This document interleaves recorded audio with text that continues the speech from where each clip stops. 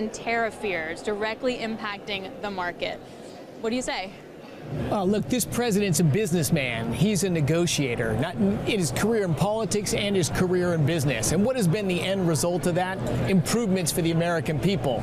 But we're in the midst of a deal right now. We're in the midst of negotiations.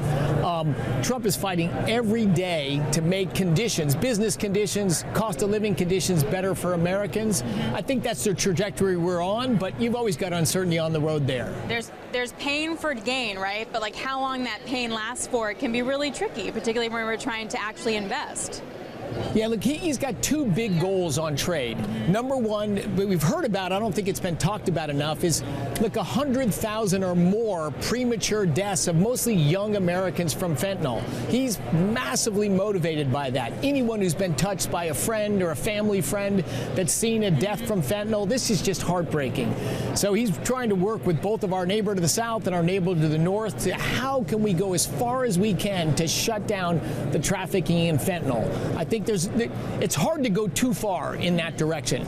The other thing President Trump wants to do is have free trade but fair trade. You've heard him talk about reciprocal tariffs. You know, we have 250% tariffs to export, dairy products into Canada. That doesn't make any sense. That certainly hurts American dairy farmers. So let's have the parties come together and together work to lower tariff barriers together and have reciprocal trade so it's fair to both sides. All right, let's unpack that for a second. Going first to the trade barrier part.